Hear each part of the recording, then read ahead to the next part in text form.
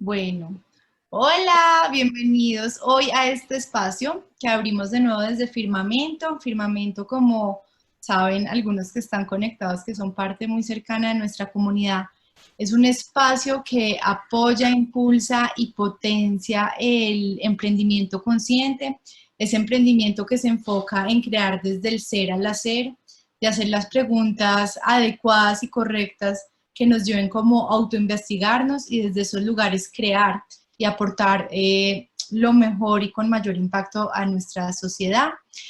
Este ciclo de conversatorios en el que estamos hace parte de una de nuestras líneas de investigación que se llama Formas de Habitar, en el cual con el equipo que está por aquí presente, que son Paola Cova, Federico Mejía, Luisa Zapata y yo, María Luisa, quisimos como empezar una investigación acerca de estas formas, cómo estamos habitando hoy en día la Tierra, el planeta, y cómo estamos siendo parte como activa o pasiva de nuestra sociedad.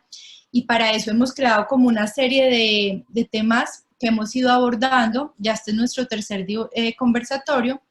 El primer conversatorio que tuvimos se llamó Territorio, donde nos hicimos preguntas acerca del territorio y cómo lo habitamos, pero más allá de cómo lo habitamos, cómo lo entendemos, para comprender que ese primer territorio es que somos nosotros, nuestro cuerpo, y cómo la ética del cuidado que aplicamos hacia nosotros, hacia nuestras relaciones, se ve reflejada en el entorno, en el medio ambiente y en las relaciones sociales como a una escala mucho más macro. Después de ese conversatorio le dimos paso a un segundo escenario donde comenzamos a hablar de economía circular, porque surge la temática y como el gran mundo que es ambiente y naturaleza, y cómo nosotros estamos como siendo parte constructiva o destructiva de nuestro entorno, y economía circular parece una vía que nos da unas luces concretas a cómo empezar a crear, diseñar, transportarnos, producir y vivir desde un lugar que podamos estar continuamente apuntándole a una sostenibilidad. Y en esa medida, hoy damos lugar a un nuevo espacio donde la gran pregunta que surge es alrededor de diversidad. ¿Qué pasa cuando nos damos la oportunidad de reflexionar acerca de la diversidad, de entender las oportunidades que trae el crear desde ahí, y sobre todo cuando lo ponemos cada vez más claro en la mesa y no solo desde uno de los lugares que más está sonando estos días, que es género, sino desde otros ejes y lugares que ni nos imaginamos, pero que están muy en nuestra vida cotidiana? Entonces, bienvenidos a este conversatorio de diversidad social y cambios de narrativas, donde tenemos a dos invitadas muy especiales, que ya Federico les va a contar un poco más de ellas y les va a dar como espacio a nuestra conversación. Después, Bueno, hola a todos de nuevo. Introduzco entonces a Andrea y María Elisa. Ahorita haremos un momento para que ellas mismas se presenten. Andrea viene y hace parte de Nuestro Flow, un emprendimiento que trabaja temas de inclusión étnica acá en Bogotá. María Elisa, qué pena, es directora ejecutiva de Fundación Prolongar. Yo trabajo en Fundación Prolongar. En Prolongar trabajamos procesos de transformación y de cambio social. Y estamos aquí hoy como para hablar un tema que es muy importante contemporáneamente, que nos concierne a todos y que hace parte central de las formas en las que habitamos, y es el de la diversidad, como María lo estaba introduciendo. Algo que queríamos desde el principio de este conversatorio, y que la razón por la que pensamos en hablar de lo diverso es porque se nos hace esencial empezar a pensar el lugar del otro. En territorio estuvimos muy centrados en el cuerpo como territorio, y fue, yo creo que además, un espacio muy bonito para hablar sobre cómo cada quien entiende su cuerpo, cómo podemos empezar a conversar como seres. Y creo que este es un espacio muy bonito para pensar, es más bien cómo estamos entendiendo al otro y cómo lo estamos compartiendo esa esencia con los demás. ¿Y qué quiere decir esto de diversidad? Y porque el tema de la diversidad no es solo importante políticamente actualmente, sino que creo que ha sido algo como que siempre ha sido esencial para la humanidad, cómo se encuentran dos personas, pero también cómo se encuentran dos pueblos. y hoy en día hay demasiadas narrativas alrededor de la diversidad. En Colombia una de las más fuertes que hemos enfrentado es un poco la diversidad ahora con los venezolanos, pero si uno también se pone a ver, siempre hemos estado enfrentando temas muy fuertes de regionalismos, pero también de una cuestión con lo indígena y con lo afrodescendiente muy fuerte. Y creo que es un buen momento para empezar a traer estos temas, y como estábamos hablando de Firmamento y estuvimos hablando con María Elisa y Andrea, creemos que es una oportunidad para empezar a hilar más fino y ver qué puede salir, y ver cómo de esto también empezamos a tener nuevas ideas, que creo que pueden ser ideas muy constructivas. Y de esta forma, y relacionando a las formas de habitar, pues también en el otro siempre hay una cierta forma de espejo de lo que uno es, pero a la vez nos habla de cómo nos estamos entendiendo colectivamente, y la diversidad no es China claramente, la diversidad es que salimos a la calle y nos encontramos con una cantidad de diferentes expresiones de lo que es lo humano, y ahí es donde yo creo que está como esa esencia de cómo podemos tratar al otro, y a la final de cómo estamos habitando el mundo, desde un lado empático, desde un lado compartido, desde un lado de entendimiento. Entonces, creo que esa puede ser como una buena introducción, y como una forma de empezar a entrar al tema y de decir, bueno, ¿cómo empezamos a entender lo diverso? Creo que Andrea y María Elisa nos pueden contar entonces un poco en qué trabajan, de qué se trata nuestro flow y de qué se trata Fundación Prolongar, para empezar a generar la conversación. Dale, Andrea. Listo, voy. Bueno, pues buenas noches primero y muchas gracias por esta invitación. Eh, muy importantes estos espacios, entonces, pues súper dispuesta a que lo podamos hablar, y qué maravilla que podamos enriquecer de verdad todas las miradas desde acá. Yo, pues como ya había dicho un poco Federico, soy cofundadora de Nuestro Flow, una empresa que estamos dedicadas desde hace 4 años a promover la diversidad cultural y de género, entendiendo que la diversidad también acoge muchísimos otros campos, pero nosotras pues nos hemos especializado en diversidad cultural y de género. Tenemos diferentes apuestas y bueno, sobre eso les vamos a contar, creo que les contaré más adelante también, pero desde hace 4 años pues surge una pregunta muy interesante, como lo que ustedes ya habían hablado, y era que las historias que nos habían contado se estaban quedando cortas, ¿no? Y que había muchas otras formas de ver la vida, que Colombia estaba muy representada por toda la diversidad cultural de la que somos fruto como país y también en el mundo, pero que nos quedábamos cortos y que no la conocíamos suficiente. Y esa fue una de las inquietudes, y de esa manera surge Nuestro Flow, también viendo que pues, la diversidad cultural y la equidad de género, la diversidad de género, estaba unidas a problemáticas también de discriminación raciales y de género. Entonces vimos una gran oportunidad para poder resaltar todas las oportunidades que son trabajar desde valorar toda la diversidad que tenemos, para poder salir también de estas problemáticas que acogen puntualmente como estos dos temas. Bueno, en el caso mío, pues yo soy directora de la Fundación Prolongar. Es una fundación que ya tiene 31 años de experiencia, pero que hace más o menos 5 o 6 años se reinventó, y desde ese momento trabajamos por generar estrategias de cambio social a través de lenguajes artísticos y de comunicación. Nuestro foco, digamos, en cuanto a la diversidad, creo que consiste en conectar puntos de vista diversos en el marco del conflicto armado en Colombia.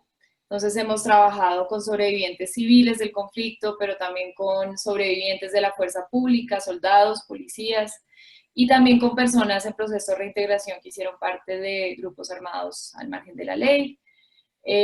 También en ese trabajo hemos trabajado mucho con sobrevivientes de minas antipersonal, entonces nos hemos acercado también a la diversidad desde la discapacidad o la diversidad humana, entendida también como las diferentes formas de cuerpos y de sentidos y de formas de habitar el cuerpo y el territorio en el que estamos con diferentes corporalidades.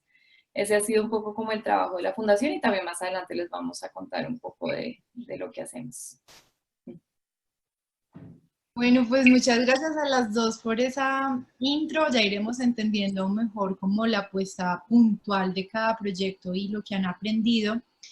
Pues queda claro que como nuestro flow le apunta a abordar la diversidad desde género y desde raza, mientras que prolongar está más enfocado como a los diferentes grupos del conflicto armado que tenemos por un buen tiempo en este país, se están como encontrando y cómo crear desde ahí.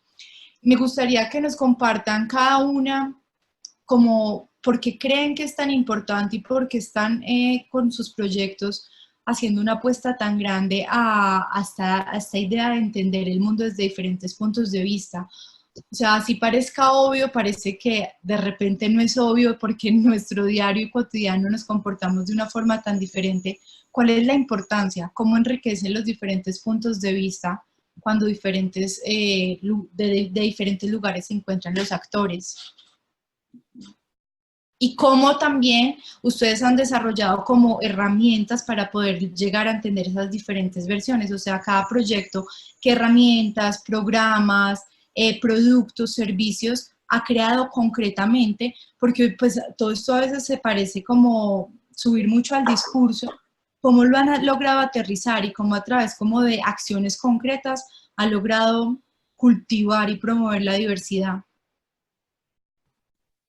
Bueno, pues para nuestro flow, pues fue fundamental entender que el mundo pues se compone desde diferentes puntos de vista, con algo muy particular, eso les voy a compartir, con una charla TED de Chimamanda, una escritora nigeriana, no sé si la conocen, ¿sí? Invitadas para que la conozcan. Y ella tiene una charla muy, muy bonita y que creo que de verdad hizo un clic muy grande cuando nosotros empezamos a trabajar en nuestro flow que se llama El peligro de una sola historia, ¿sí? Y ahí nos dimos cuenta que nuestra cotidianidad y si vemos el mundo, Colombia está construida bajo una única historia, ¿no? La que nos han contado, nos han repetido desde el colegio, en donde están marcados muy fuertemente quiénes son los buenos, quiénes son los malos, quiénes deben de ser los trabajadores, quiénes son los ricos, quiénes son los pobres. Y es muy peligroso porque justamente eso es lo que nos ha llevado a que tengamos un problema de violencia, de guerras, de pobreza constante, de desigualdades que nos hemos creído, pero que sabemos y nosotros nos dimos cuenta que era necesario contar otras historias y darle voz a otras diferentes historias justamente para que esos problemas de los que estábamos viviendo se pudieran empezar a acabar o a mitigar.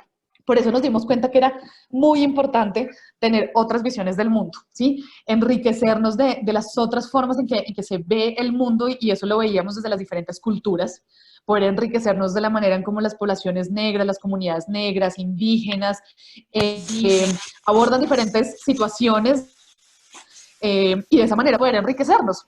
Lo veíamos como un aprendizaje constante en donde pudiéramos crear una sociedad mucho más equitativa y diferente a la que nos han vendido y nos han contado toda la vida. De la misma manera, en esta historia única también nos dimos cuenta que es una historia única compuesta también de machismo, ¿no? De sexismo, en donde las mujeres tenemos un rol muy particular y no lo creímos, pero que también de esa historia que no nos han contado hay otra historia que es diferente, ¿no? Y es que las mujeres hemos estado partícipes en todos los procesos, desde batallas de liberación hasta toda la concepción de sociedades, haciendo el mismo trabajo que los hombres, y por eso era importante contar otras historias, otros puntos de vista para poder enriquecer y poder acabar con estas problemáticas sociales o darle una diferente mirada a cómo abordamos todas las conexiones sociales o procesos sociales que se generan constantemente. Entonces, con este contexto lo que hicimos fue herramientas puntuales. Empezamos a trabajar desde el lenguaje, desde ver cómo estas prácticas, existen prácticas culturales que son naturalizadas y que son discriminatorias y no nos hemos dado cuenta, ¿sí? Empezamos a hacer campañas de comunicaciones para evidenciar, por ejemplo, que existen frases como trabajar como negro para vivir como blanco, o este trabajo es muy negrero, o me negriaron, y muchas otras más que usan la palabra negro de manera negativa, y que no es casualidad pues que las comunidades negras sufran de racismo, no solamente en Colombia, sino en todo el mundo, ¿no? Entonces, entender que desde el lenguaje debíamos empezar a cambiar y a construir nuevas narrativas fue fundamental para nosotros. Empezamos a crear campañas de comunicaciones que nos pudieran llevar a la conciencia de este lenguaje, unido también al tema de género, ¿no? De calladita se ve más bonita, o mujer tenía que ser, o no lloré como una niña. Pues son prácticas que son súper cotidianas, que a veces ni las cuestionamos ni nos damos cuenta que existen, pero que están construyendo una única historia que es muy peligrosa porque en esa única historia se repiten todos los patrones que llevan a que sigamos sufriendo de violencia y de desigualdades en el mundo entero.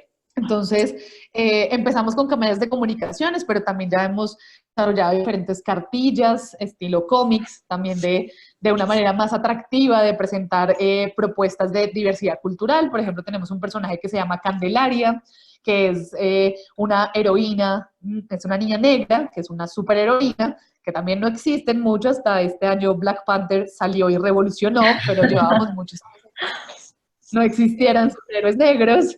Y este año, digamos, Candelaria ya saca un cómic con 4 superhéroes más que hacen representación a las 5 etnias que viven en Bogotá y que de pronto muchas personas no saben que en un territorio como Bogotá hay 5 etnias diferentes, que son las comunidades raizales, palenqueras, que vienen de Palenque, de San Basilio de Palenque, las comunidades negras, indígenas y los pueblos gitanos o rom. Entonces era poder empezar a trabajar estos proyectos, herramientas muy pedagógicas para llegar a colegios, a entidades privadas, públicas y poder hablar de la importancia de reconocer esta diversidad cultural que tiene Bogotá. Tenemos un libro que también se llama Mujeres con todas las letras, que es un libro que cuenta la historia de 28 mujeres de Centro y Suramérica que se han destacado en muchas áreas y que la historia no nos las ha contado, pero que ahí estamos y que eso realmente también empieza a cambiar esos roles femeninos que tenemos. Entonces hay mujeres aviadoras, hay mujeres en la ciencia, en la política, en las batallas de liberación, y eso permite que también los roles que nos establecieron a las mujeres, que solamente podemos cumplir ciertos roles y que de ahí no podemos salir, se empiecen a romper también y creemos nuevas narrativas con niñas, con niños, con un público que le apostamos mucho, que es el infantil, que es el que creemos que puede empezar a cambiar estos estereotipos, Claro. pero también pues llevado a instituciones, a que los docentes sean capaces también de poder cambiar y promover la diversidad cultural y de género desde diferentes espacios. Hacemos también, creamos espacios donde podamos, le llamamos tener conversaciones incómodas para que podamos hablar de racismo y de machismo abiertamente y saber y reconocer que lo primero y más importante es reconocer que sí existen prácticas racistas y que el problema no es que existan, sino que no las queramos cambiar y no seamos conscientes de que existen, ¿sí? Rehusarnos de pronto a ver esa diversidad cultural y a darle su valor, ahí está el problema. Pero si la reconocemos y aportamos para cambiar, es lo que nosotras justamente queremos. Entonces, eso es encima como por encima lo que hacemos nosotras. Bueno, maravilloso, muchas gracias por compartir. Entonces, como que va quedando claro que esa herramienta principal que ustedes desarrollan en diferentes formatos es una estrategia de comunicación y Sí, cambio de sí, narrativa. exacto, todo va muy ligado a poder cambiar estas prácticas culturales, a darnos la oportunidad de poder empezar de verdad a construir una sociedad diferente, equitativa, respetuosa, donde haya cabida para toda esta diversidad cultural y hay diferentes herramientas que apoyan a que este proceso sea mucho más amable y de una manera que se pueda entender mejor.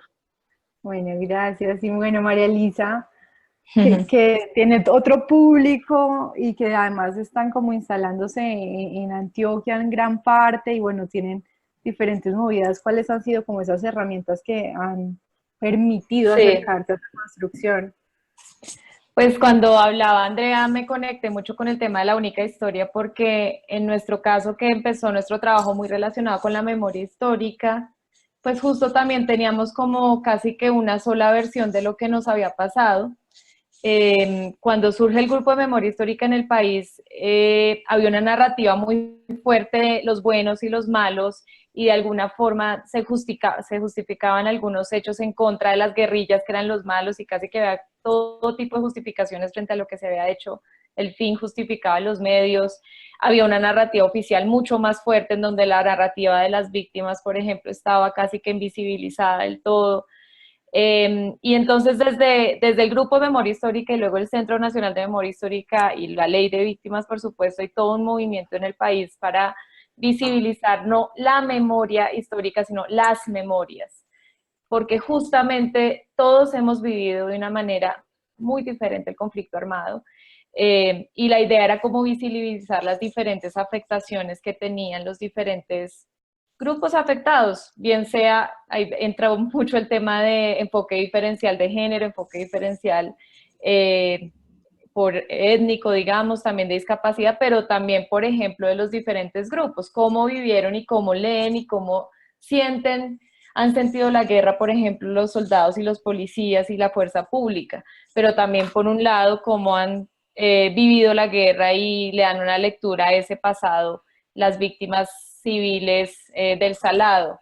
Entonces, pues bueno, el arte finalmente o los lenguajes artísticos también justamente permiten reconstruir esa memoria a través, digamos, de recursos simbólicos, metafóricos, no verbales, que ayudan mucho a que eso se haga de una manera menos victimizante, como se imaginarán, por ejemplo, en el tema de las minas. Hay hechos tan duros y el horror es tan difícil de narrar que a veces la única manera de narrarlo y de encontrar formas de comunicarlo es a través de los símbolos y de los lenguajes no verbales. Entonces es una manera como muy cuidadosa y muy respetuosa y muy responsable de reconstruir memoria y de acercarse a esas heridas tan difíciles, pero también los lenguajes artísticos permiten comunicar hacia otras poblaciones que no se enteraron de lo que sucedió o que tienen una versión diferente o solo una versión de lo que sucedió. Y entonces también los lenguajes artísticos que nosotros utilizamos nos permitieron a través de múltiples medios comunicar esas memorias reconstruidas por los sobrevivientes. Unos han sido libros, pero otros también son muestras museográficas. Ya llevamos 3 muestras museográficas que hemos desarrollado y que son una manera también diferente de acercarse a temáticas relacionadas con el conflicto. Eso me lleva a por qué comenzamos a utilizar la técnica del kintsugi, que es como una de nuestras metáforas principales. El kintsugi se representa, aquí la pueden ver, es una técnica japonesa que nos invita a que cuando un objeto se ha roto, lo reparemos resaltando las cicatrices y las quebraduras con oro y con plata, de tal manera que el objeto es un símbolo de la fragilidad y la debilidad y la vulnerabilidad, pero también es un símbolo de la capacidad que tenemos de pegar nuestras piezas y encontrar conectores y pegamentos. Esa fue la metáfora que utilizamos para el primer museo itinerante de la memoria por minas antipersonal en el país. Entonces quisimos alejarnos un poco del imaginario que uno puede tener de un museo de minas, en donde le muestran artefactos explosivos y prótesis, y quisimos a través de esta metáfora resaltar los cuerpos que han sido rotos por la guerra, que son los cuerpos afectados por las minas antipersonal, pero también los recursos de resiliencia que tienen estas personas, todos esos pegamentos que ellos han encontrado para reconstruir su proyecto de vida, sí, para encontrar nuevas formas de habitar ese cuerpo, y ahí por supuesto entonces salían temas como la familia, el contacto con pares, Dios, la cultura, el deporte, todo eso son pegamentos que me han permitido como volver a reconfigurar mi identidad y mi proyecto de vida. Entonces, pues esta es una herramienta clave que utilizamos no solo para reparar las heridas propias, sino también para encontrar puentes con el otro. Entonces, el kintsugi también me permite reflexionar sobre qué fracturas y qué desconexiones tenemos como sociedad y cómo podemos encontrar pegamentos que nos permitan conectarnos de nuevo. No se trata de pensar igual, no se trata de un super bonder que hace borrón y cuenta nueva, es todo lo contrario, es también aprender desde esas fracturas y reconocer que, claro, somos piezas diferentes, pero hay cosas que sí nos pueden conectar y cosas en donde pues podemos imaginarnos un país distinto, pero con todos, no expulsando a algunos, no expulsando a los malos, no, sí, entonces pues el kintsugi también nos ha ayudado como esa gran metáfora de encontrar conectores con el otro, con aquel que piensa muy diferente a mí, con mi victimario, con personas que pudieron hacer mucho daño y con las que creía que nunca podría ser posible un encuentro.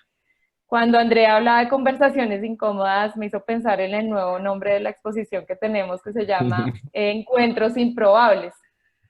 Y es un poco eso, así como todas esas conversaciones incómodas, pues claro, un encuentro improbable, pues es improbable porque uno no se quiere poner como en esa situación de de incomodidad, justo, ¿no? De que me cuestionen mis valores, de que me cuestionen mi forma de pensar, de que la otra persona diga algo que me molesta en el alma.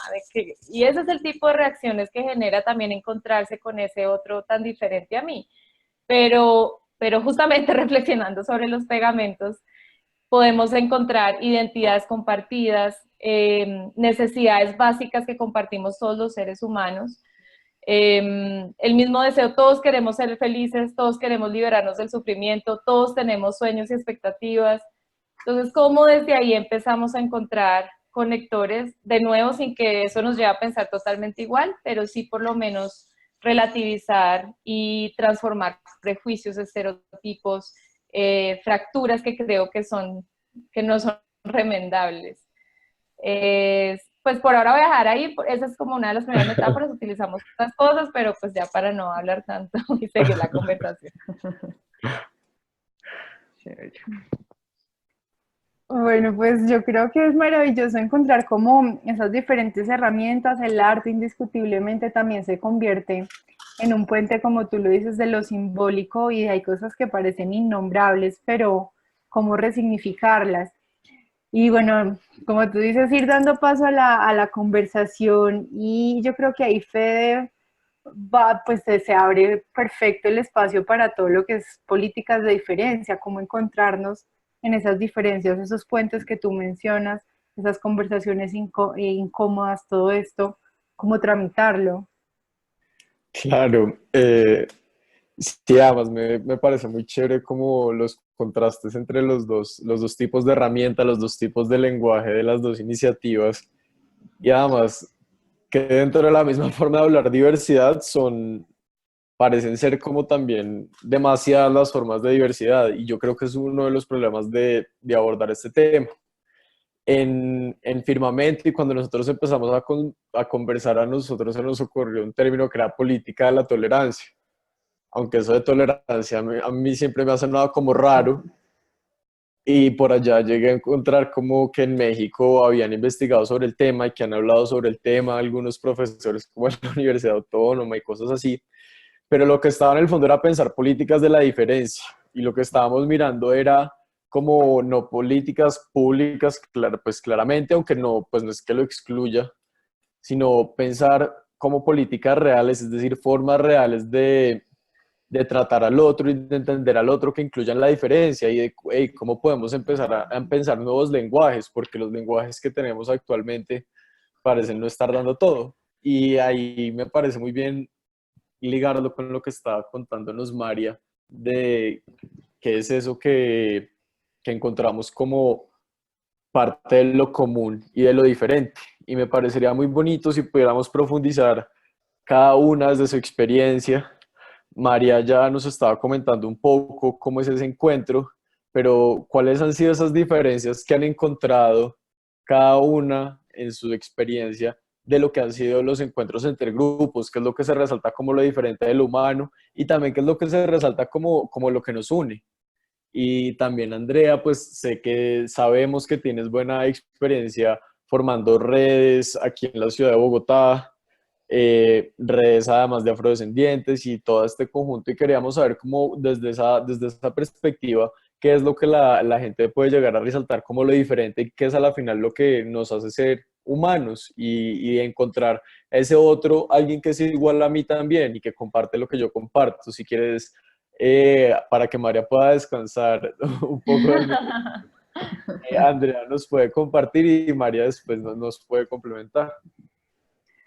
Listo, pues sí, mira, nosotros desde la diversidad cultural lo que más vemos justamente de las diferencias es toda esa forma de expresión cultural de tradiciones y de costumbres que existen en determinadas pues, etnias, como las comunidades indígenas, como las comunidades afro, frente a temas cotidianos que todos tenemos, ¿no? Como la alimentación, por ejemplo, ya lo habíamos hablado también antes, y es la forma de alimentarse y la conexión que tienen con los alimentos, pero no solamente el alimento en el plato, sino de cómo se siembra, cómo crece ese alimento, es totalmente diferente a la forma en que la vemos de pronto las personas que vivimos en Bogotá o que nacemos en Bogotá o en principales ciudades. Creo que hay millones de ejemplos que podría poner, y que nos hacen diferentes y que justamente los espacios que nosotros hemos podido abrir para dar a conocer estos ejemplos son los que también llaman la atención y nos conectan justamente, ¿no? Que es lo curioso y es cuando hemos abierto muchos espacios, por ejemplo, tuvimos uno muy exitoso que fue la ginecología ancestral. Y era como mujeres reunidas de diferentes lugares, de diferentes edades, incluso en los últimos talleres que nos fue muy bien, llegaron hombres a hablar sobre el tema de ginecología ancestral y era, uno, ahí puedo responderte un poco las dos, y es una necesidad básica que tenemos todos los seres humanos, ¿no? Y hablar de este tema de ginecología y de medicina ancestral, que todos nos enfermamos, todos necesitamos una atención médica o de remedios, ¿no? Pero está conectado a través de diferentes prácticas y es cómo estas mujeres afro, por ejemplo, lo hacen a través de hierbas, de plantas, de botellas curadas, le llaman ellas, y cómo podíamos entender desde ahí que la naturaleza también nos sana, ¿no? Y no las pastillas, sin decir que no están mal las pastillas. Si queremos continuar con de pronto la farmacia, está bien, pero entender que hay otra forma de poder también abordar estos temas muy puntuales de la medicina, pero que pasa en todos los temas transversales, desde la política, cómo se forman políticamente, cómo hay las economías también colaborativas, solidarias o que son diferentes, la educación étnica. Entonces, entender estas diferentes formas de abordar todos los procesos sociales son maravillosas y creo que la curiosidad por conocerlas y de pronto también después tener la posibilidad de elegir cuál quiero yo para mi vida es maravilloso de la diversidad cultural.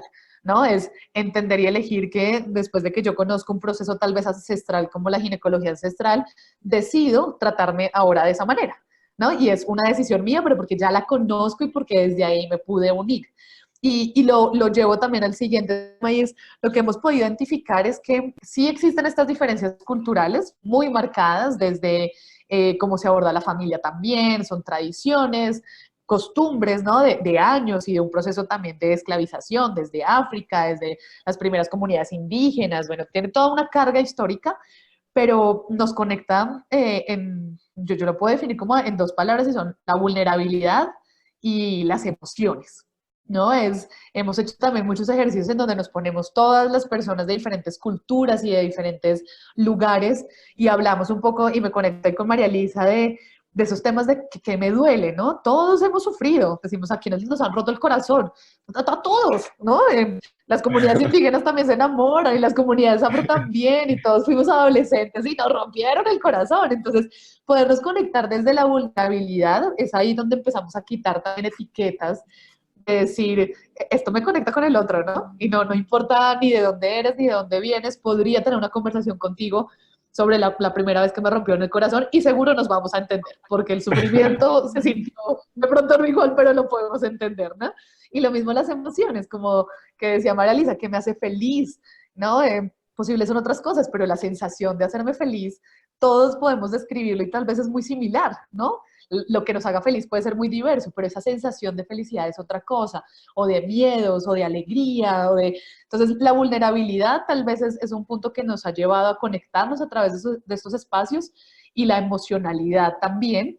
La rescatamos mucho en los encuentros que hacemos para poder conectarnos y ver que la diversidad cultural y la diversidad de género es más una oportunidad de aprendizaje constante, ¿no? De poder entender y aprender y de poder conectarnos luego de eso, quitando esas etiquetas que nos han marcado toda la vida y saber que podemos conectarnos más allá y que simplemente han sido eso, etiquetas que nos han puesto, pero que podemos traspasarlo de ahí. Y a mí, yo tenía una curiosidad cuando hablas de la vulnerabilidad y de las emociones, que además me parece muy bonito y creo que María ahora va a poder comentar muy chévere sobre eso. ¿Cómo Candelaria como personaje, no sé si nos puedas contar más o si tienes una a la mano para que por la cámara puedan ver a Candelaria, representa eso de cierta forma?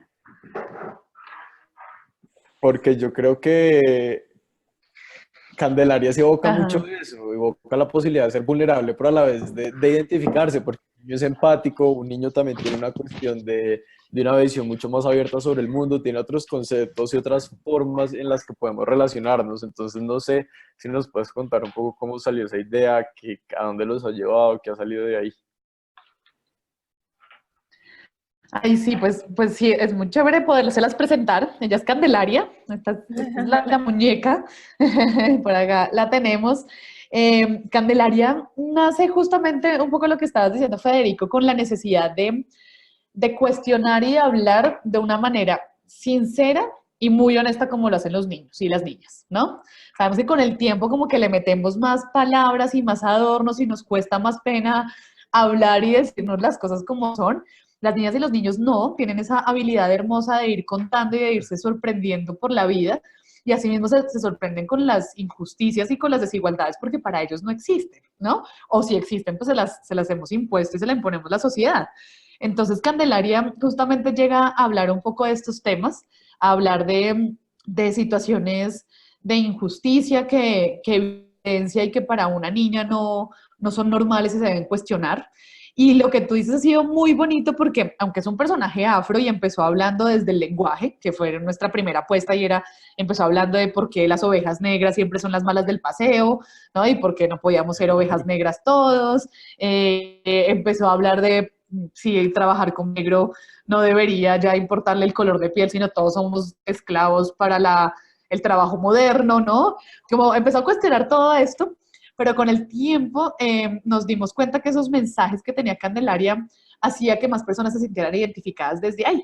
Entonces ya hablaba desde las mujeres afro, pero nos dimos cuenta que todas las mujeres nos conectábamos con diferentes situaciones. Entonces ya no era solamente la mujer afro, sino de una situación muy particular se desprendían otras muy parecidas en donde todas las mujeres nos conectábamos. O se hablaba de temas de política, porque ella habla de todos los temas, y con de pronto un tema muy particular de líderes sociales asesinados o de la censura de periodistas. No solamente los periodistas y los líderes sociales se veían conectados, sino todos los que queremos hablar y queremos opinar y que por alguna manera nos han callado en una reunión o no han tomado en cuenta nuestra opinión, ¿no? O por ser mujer también nos dicen, no, bueno, quédate callada y no opines, o por ser hombre menor, tal vez también le dicen, no, pues te falta más experiencia, entonces no hables acá yo. No, pasa en muchos contextos y ahí nos dimos cuenta que justamente desde esa vulnerabilidad podíamos tocar diferentes temas y tal vez ese ha sido como un poco el alcance de Candelaria y la acogida que ha tenido, que hemos identificado pues que el público no es solamente comunidad afro ni mujeres, sino es súper diverso y llega a contextos muy diferentes en donde no nos imaginábamos que podían también sentirse identificados. Llegan con contextos empresariales, ¿no? Educación, instituciones educativas, docentes, bueno, es ya como una herramienta pedagógica que hemos podido canalizar más, pero sí creo que es eso, que conecta a partir de una situación muy puntual en donde la gente dice, wow, sí, no sabía que existía, se genera una conciencia, pero además se siente conectado porque seguramente le pudo haber pasado en otros contextos. Claro, no, y qué bonito cómo lo pones y sobre todo que pueda llegar a tanto, porque yo creo que muchas veces uno viendo también y estereotipando también al otro y ve alguna vez, no sé, hombres tan fuertes en su virilidad o mujeres tan fuertes también en unos conceptos sobre lo femenino o gente tan impuesta en su rol que se olvida que en esos personajes y en esas visiones también hay unas vulnerabilidades muy fuertes y es solo cuando la gente le llegan con un personaje como este y una forma de este que se ve las fracturas de ese ser y esas vulnerabilidades y que puede generar una relación mucho más empática con algo y con alguien. Y creo que esa es una forma muy bonita de proponer el cambio. María, no sé si quieras complementar un poco desde el lenguaje emocional, que creo que ha sido algo muy bonito que ha resaltado mucho, Andrea, que tú también estabas resaltando antes. Sí. Pues bueno, primero quería como volver a la primera pregunta que hicieron ustedes y es, pues que realmente creo que no hay que nunca perder de vista que realmente todos vemos el mundo y la realidad de una manera absolutamente diferente. O sea, de verdad, cada uno de nosotros ve la realidad muy diferente de acuerdo al contexto en donde nació, el género, las creencias y los valores en donde creció, el nivel educativo que tenga, los diferentes saberes de los que se haya empapado. Bueno, o sea, creo que de ahí también es la importancia de pensarse esto de la política de la tolerancia o de la diferencia, o sea, a partir de que realmente es un hecho de que todos vemos la realidad de una manera muy diferente, pero también es un mecanismo de la evolución cerebral de tratar de simplificar esa realidad tan diversa y tan múltiple con ciertos atajos que hace el cerebro y también en esa evolución pues surgen los estereotipos o maneras como más sencillas de yo tratar de entender esta realidad que es tan difícil a veces por lo compleja. Entonces, pues creo que eso es como una primera cosa que sí hay que tener muy en cuenta, o no asumir, o no, en general no pensar que por más de que yo piense que esa persona piensa igual a mí, hay diferentes maneras de apreciar situaciones, momentos, y no sé si lo han vivido, pero eso, por ejemplo, me pasa mucho en el contexto laboral y en los equipos de trabajo. Cosas tan pequeñas como eso, uno se da cuenta que hay entendimientos de una misma situación súper diferentes, maneras de entender una palabra, una expresión súper diferentes. Y ahí, por supuesto, que hay conflictos y también, pues, el conflicto es natural, los seres humanos, lo importante es saber cómo lidiar con esas diferencias y con esas formas de interpretar la realidad. Pues en efecto nosotros también nos conectamos mucho con el tema de encontrar conexiones desde la vulnerabilidad y la emocionalidad. Cuando hablabas, Andrea, pues me hacías pensar de una y seguro a Federico también, en la muestra museográfica que estamos produciendo en este momento, porque justo nosotros entendemos que la reconciliación como que está en 3 pasos, una reconciliación que empieza conmigo mismo, luego una reconciliación que va hacia el otro, una vez yo me he reconciliado con mi historia, y luego ya una reconciliación, digamos, a nivel más de la sociedad y comunitaria. Y justo ese primer paso de reconciliarme conmigo mismo hay una frase que dice, todos hemos estado rotos. Y volvemos obviamente al tema del kintsugi. Todos hemos estado rotos, entonces es reconocernos en el dolor y en la vulnerabilidad y en reconocer que el dolor es parte de la vida. Y luego la siguiente etapa dice, aunque no podemos decidir qué se rompe en nuestras vidas, sí podemos decidir qué hacer con las piezas que resultan o cómo reaccionar frente a esas fracturas. Entonces es también, claro, entonces nos reconocemos en el dolor, pero tampoco nos quedamos ahí como desesperados y sin ninguna esperanza, sino hay una decisión y una agencia que tenemos todos de decir qué hacemos con eso. Y ahí en efecto, pues estas 3 etapas que les acabo de decir también son las 3 etapas como que por las que pasan nuestros grupos pues de participantes que participan en nuestros proyectos. Entonces, hay una primera etapa que es muy introspectiva, muy de reconocer qué heridas tengo, qué fracturas tengo, pero también qué fortalezas y qué recursos tengo. Y una vez yo me conecto con eso, ya puedo empezar de pronto a pensar si tengo esa voluntad de encontrarme con el otro, qué tipo también de estereotipos y de prejuicios tengo sobre ese otro que podría cuestionar, transformar. Y bueno, y pues sí, creemos que sí, ese sí es un paso fundamental, el reconocerse la vulnerabilidad y en la emocionalidad. También pues justo tenemos un ejercicio llamamos paquetes humanos o de humanidad compartida, entonces cuando están los 3 grupos y se encuentran por primera vez, que por supuesto es un momento ahí bastante emocionante, pero hay que manejar con mucho cuidado, hacemos un ejercicio en donde las personas están en un círculo afuera y empezamos a decir frases en donde los que se sientan identificados pasan al centro. Y de las cosas que podemos decir, por ejemplo, es, pues sí, justo todos los que nos han roto el corazón, todos los que nos hemos sentido solos alguna vez, pero también todos los que tenemos sueños, todos los que nos hemos enamorado.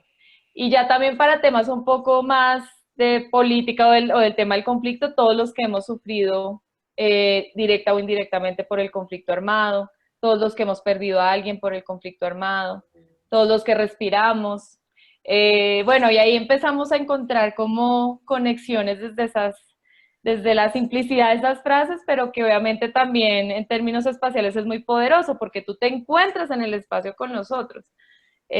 O también a veces cuando te quedas por fuera del círculo está bien entender que tampoco haces parte de eso, pero pues que es parte de esa gran humanidad tan diversa en la que estamos.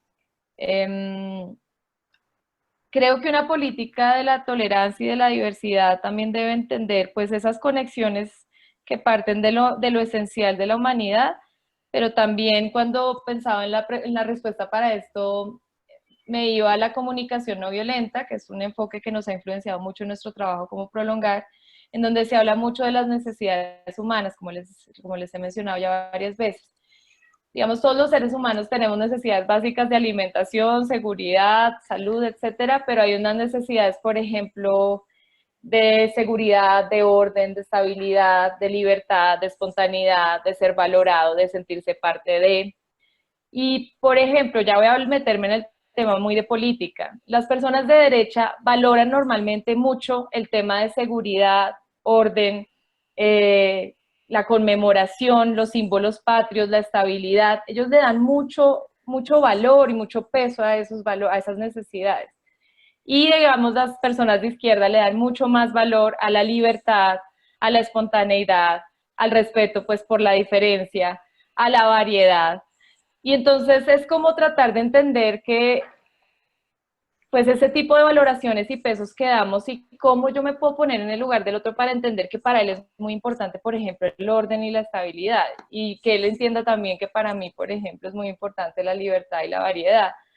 Pero es muy difícil cuando uno habla, y lo hemos también discutido mucho en la preparación de esta muestra museográfica, eso de ponerse en el lugar del otro, pues es un gran reto cuando uno piensa en efecto, no en mi familiar, ni en mi amigo, ni en la persona, ni en Andrea, que estoy súper enamorada de su proyecto, sino, por ejemplo, una persona como, no sé, Trump, pongámonos en el lugar de Trump, pongámonos en el lugar, ese tipo de personaje, entonces ahí, listo, y usted seguramente actuaría como Trump si se pone en el lugar de Trump, pues porque tiene una escala de valores, le da una importancia a ciertas cosas, su recorrido de vida pues, ha logrado ciertos éxitos con ciertos medios de comportamiento.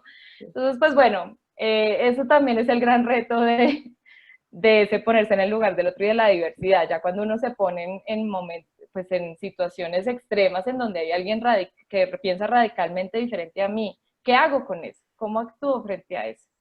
Y bueno, y por último, que no sé si también sea otro tema, pero siento que las redes sociales pues incentivan casi que todo lo contrario.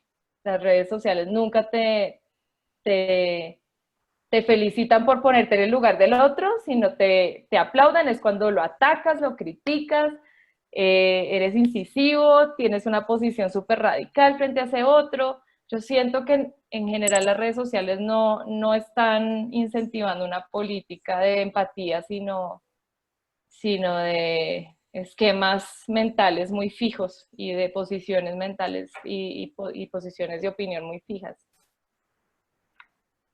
Sí. Bueno, pues yo estoy maravillada de escucharlas porque pues creo que tocan un montón de puntos que son muy lindos, porque como tú lo dijiste en un momento, María Elisa, como que es en la simpleza de eso, de repente vemos que temas que parecen muy complejos y que uno no sabe ni por dónde abordarlos, llevan a lo más simple y a lo más, que yo no sé si simple lo explica del todo bien, sino a lo más esencial, ¿verdad? Que resulta siendo lo más simple, que es esos lugares desde los cuales somos vulnerables.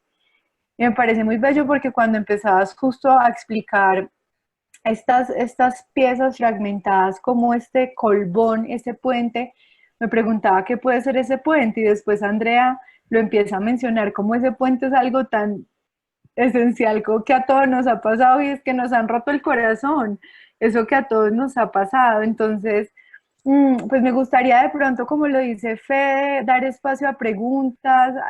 No estamos miles de personas, pero precisamente somos un grupo pequeño que puede dar espacio para un diálogo íntimo, sincero y vulnerable. Entonces, si de repente alguien tiene una pregunta, quiera compartir, cada uno está llegando a este conversatorio porque algo lo llamó, que es eso que nos llama de la posibilidad de crear desde la diversidad. Entonces, si de pronto alguno quiere aprovechar, hacemos como un pequeño espacio para preguntas o aportes de los participantes. Sí, muy invitados a participar todos. Muy, Ahí muy invitados. Pau va a tomar la palabra. Bueno, súper conectada con las dos. Hay como ciertas conversaciones que me llegaron mucho. En el caso de lo que mencionaba Andrea, yo soy de Santa Rosa del Sur, Bolívar, y la primera pregunta que me hacen es, ¿por qué no eres costeña? ¿No luces como de la costa? Entonces, también desde los imaginarios que nos hacemos de cómo debería ser una persona de X o Y lugar, ¿sí? ¿Por qué no hablas así? No me gusta el pescado, ¿por qué no comes pescado? Y entonces empezamos a encasillar a las personas como en ciertas conductas por ser de X o Y lugar.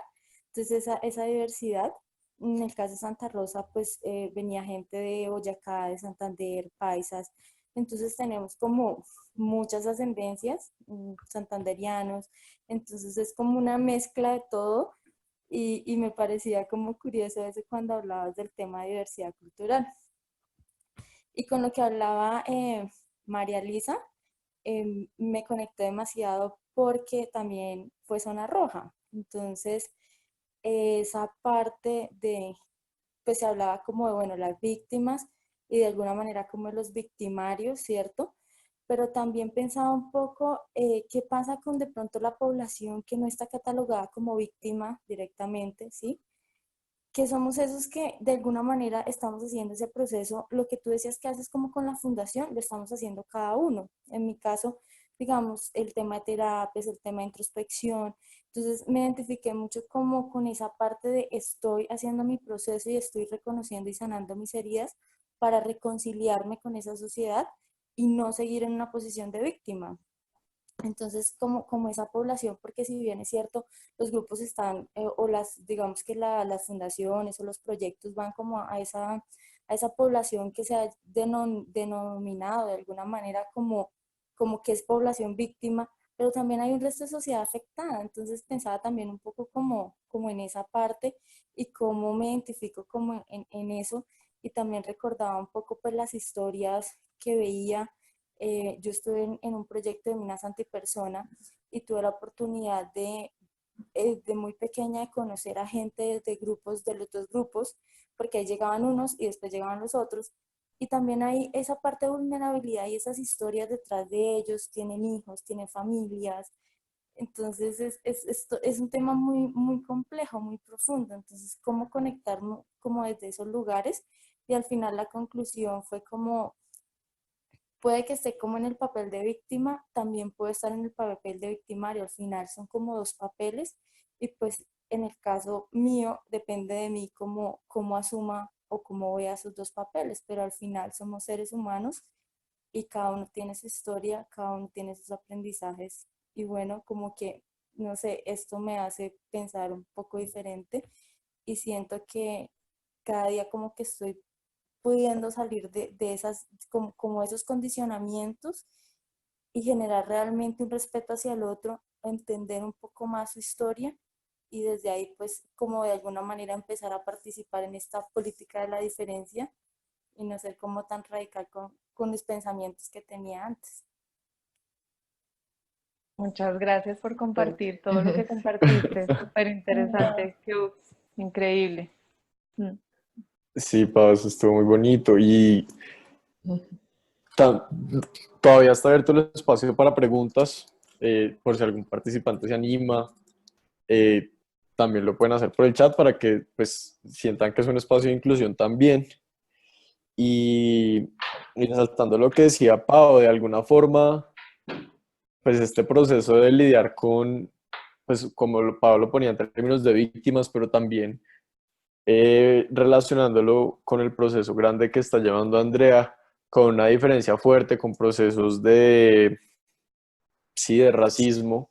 A veces es como si uno se los tuviera que tragar enteros y duelen, porque uno también le duele el conflicto y uno también lo ha vivido de una forma. Claro, uno no puede comparar eso con alguien que ha vivido un accidente de mina antipersonal, pero sí, yo siento que también todos nosotros estamos llevando nuestro proceso de lidiar con la diversidad. Eh, un poco para volver al tema, creo que María nos dio unos puntos súper claros de cómo generar una política de la tolerancia y de cómo empezar a pensar el tema y como decía María, volver a lo esencial. Creo, Andrea, si quieres complementar algo de eso, si te gustaría... Wow, pues no, dale. sí. Pues sí, no, un poquito cuando estaba pensando también en ese tema de la política de la tolerancia, sí, yo creo que comparto contigo, Federico, algo del tema de la palabra tolerancia que me hace ruido.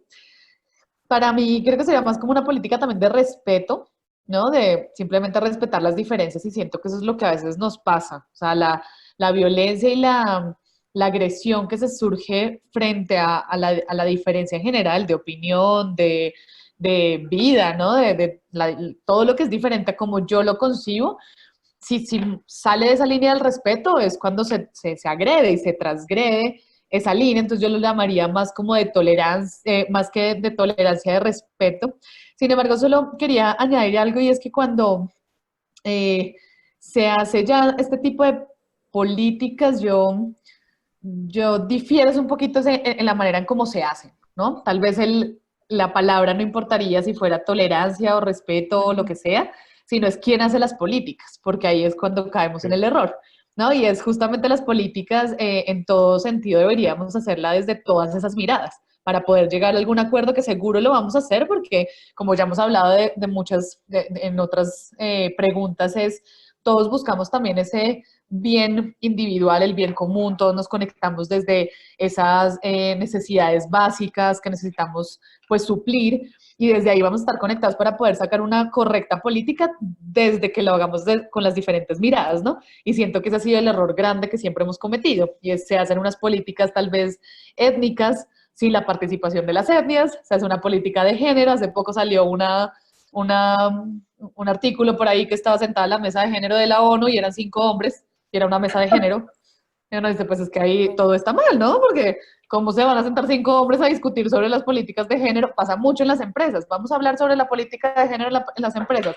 El jefe que es hombre, el de recursos humanos es hombre, todos son hombres. Y dice, bueno, ahí es donde algo no va a estar bien, porque como bien decía María Elisa, pues todos pensamos diferente, ¿no? Y desde ahí hay que concebirlo que si ellos no son, por lo menos una representación de mujer, debería de estar cuando hablamos de género, ¿no? Y cuando hablamos de políticas de diversidad, pues lo mínimo que debe haber es una cantidad de diversidad suficiente para que esa política se pueda hacer efectiva y lo más completa posible. Entonces ahí cuando hablamos de política, creo que eso es lo único que a mí me queda sonando y es desde qué mirada se hace esa política y quién la hace, ¿no? Y creo que eso ya puede dar como todo ese resultado de qué tan completa podría ser. Bueno, Yo me quiero parece hacer que una pregunta. Me encanta. Y ahora yo soy la de las preguntas. No, porque cuando estaba de verdad pensando en este tema y me pasa mucho, por ejemplo, con el feminismo, pero en general también con el tema del plebiscito, bueno, hay un tema de superioridad moral en algunas opiniones. Eh, que no sé, uno puede argumentar desde un enfoque histórico, es la evolución que hemos tenido en los derechos humanos y en los derechos de las mujeres y pero a veces la forma en que se discute y se llevan sí, las conversaciones, siento que es un poco, no sé si me entiende un poco a lo que voy, o sea, como yo tengo la razón, yo soy la que sé del tema, yo además soy y en ningún momento hay como un esfuerzo o te impongo eso porque es que no puedes decirlo de esa manera, no puedes actuar de esta manera y en ningún momento hay como pues yo siento que a veces en las discusiones no hay como ese esfuerzo de verdad entender ese hombre machista por qué actuó así, o si fue realmente que quiso hacer daño, o fue un poco desde el subconsciente que actuó y es la manera en que ha actuado durante 40 años en su vida, o no sé si, no encuentro un ejemplo en este momento así que me suene, pero a veces siento que, o lo que pasaba con La Paz, que los del sí estábamos como en esa posición de nosotros somos los que sabemos lo que le conviene al país, obviamente la paz es la prioridad, o sea, cómo se te ocurre que no vas a estar de acuerdo con el acuerdo, y en eso creo que nos perdimos justamente de entender esa posición del otro y pues estamos en eso, ¿no? Seguimos divididos, seguimos en esa lucha que seguimos llamando la lucha a pesar de que estemos en tiempos de construcción de paz. Entonces, no sé, pues sí, es una pregunta que siempre me surge en estos temas. Nos- Y ahí, ¿cuál sería la pregunta? Como de, Pues la pregunta es cómo, pues, por ejemplo, no sé, ¿cómo lidiamos con eso? O sea, cómo, eh, sí, yo, y muy, lo pienso mucho desde el feminismo, o sea, cómo realmente, y lo pienso, o les voy a poner un ejemplo en mi familia. Entonces, en mi familia está el típico chat familiar. Y una vez un tío que tiene 70 años envió un chiste de esos, no sé, un meme en donde el tipo decía como, yo hoy no le pegué a mi mujer porque yo no sé qué, o me fui de fútbol, bueno, cualquiera de esas cosas. Y entonces resulta que, pues claro, todas mis primas, mi hermana y todas refeministas se fueron así en contra de mi tío, así todas, o sea, una le seguía a la otra, ¿cómo se te ocurre? Eso no se comparte, no sé qué es, el colmo, bla, bla, bla. El total silencio de mi tío, o sea, total silencio, ningún tipo de conversación, ningún puente ni nada. Al otro día entran los hombres de la familia a defenderlo. obvio. Él no tuvo ninguna mala intención en hacer eso, simplemente es un chiste. Sí, como apelemos a la diferencia o al respeto, no hubo ninguna mala intención. Entonces ahora acá no se puede compartir nada, ta, ta, ta. Y un poco, y así un poco quedó la conversación. Yo incluso hasta ahí como diciendo, un chat no es como el espacio, los invito como que lo hablemos. Pero ahí me quedo pensando, ese es un ejemplo muy puntual de, ¿y qué? Y entonces mi tío seguramente va a hacer un chat con los hombres de la familia en donde van a compartir todo eso, no hubo ningún cambio de comportamiento, ni de reflexión, ni de... Uno puede decir, pues ya tu tío no lo vuelve a hacer, eso es un gran avance, pues sí, pero ahí voy, a ese punto, como... Sí. Sí, sí, sí, yo te entiendo que tal vez la manera de decirla no es la adecuada. Yo sé, es un poco difícil. Nosotros desde lo que hacemos, digamos, con temas de racismo y de machismo, eh, creo que ya pasamos por varias fases. Empezamos siendo radicales en muchos temas. Ahora cada vez entendemos que no es la manera de hacerlo y que lo que queremos, digamos, abrimos espacios seguros para que hablemos sobre racismo y machismo abiertamente y ser conscientes de que lo somos y que simplemente hay que reconocerlo, pero que lo más importante es decir, sí, soy racista, sí, soy machista y quiero cambiarlo. Entonces, la manera es hacerlo pues de una manera amable y lo que tú dices, de seguramente no, tu tío no lo va a hacer, pero no va a entender por qué no lo debería hacer, que es Exacto, que exacto. debería ser el objetivo, ¿no? Es entender y ser consciente del por qué no lo debería hacer. Sin embargo, ahí, a mí hace un tiempo leí no sé si lo han leído, si no, los invito también. Hay un texto que es muy bonito, que es la carta que escribe Martin Luther King cuando lo encierran en Birmingham en una de sus movilizaciones en Alabama. Y él cuenta ahí un poquito y dice, ¿por qué está encerrado, no? Es muy bonito el texto porque da un poquito esa explicación de decir que todos le estaban diciendo que esperara, ¿no? Que no se movilizara, que no hiciera alboroto, que tranquilo que las leyes ya se iban a cambiar, pero que había que esperar. Y él simplemente dice, ¿cuánto más tenemos que esperar?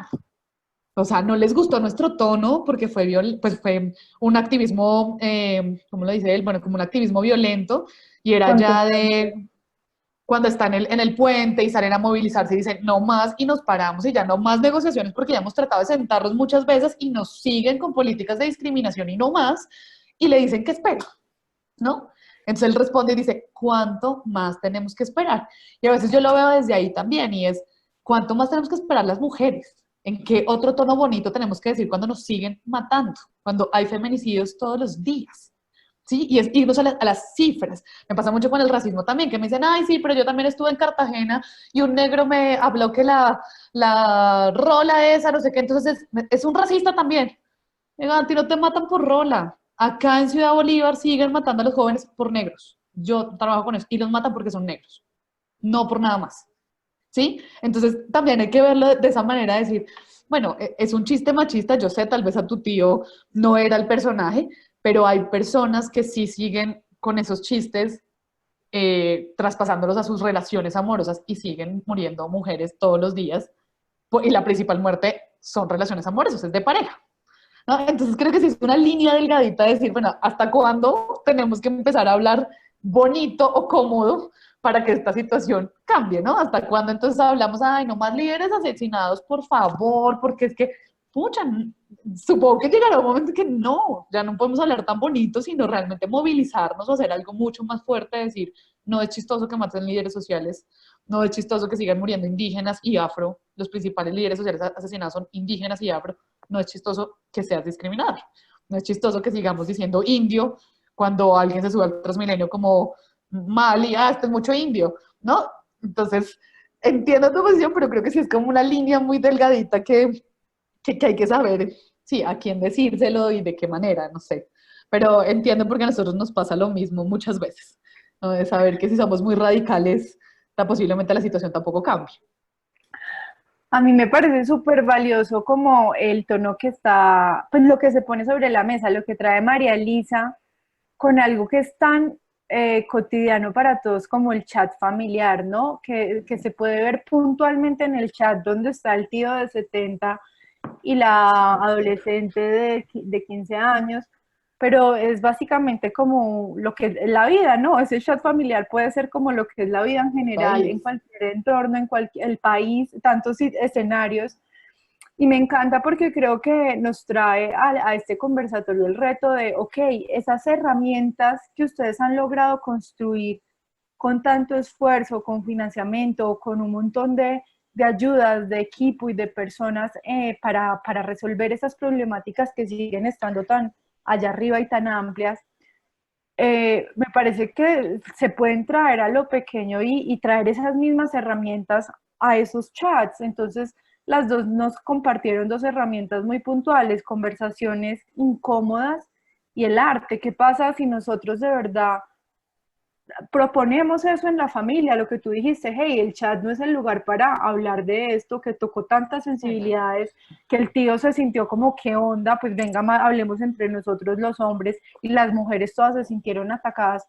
Porque no, yo creo que ahí también tenemos que aprender a mostrar resistencia en esos escenarios, a traer esos elefantes como a la sala y decir, hablemoslo, entre amigos, entre familia, entre tantos lugares donde en vez de dejar pasar la oportunidad podríamos proponer, tengamos esta conversación incómoda y crear un escenario y herramientas que sirvan en eso, en lo que es la vida, en lo pequeño.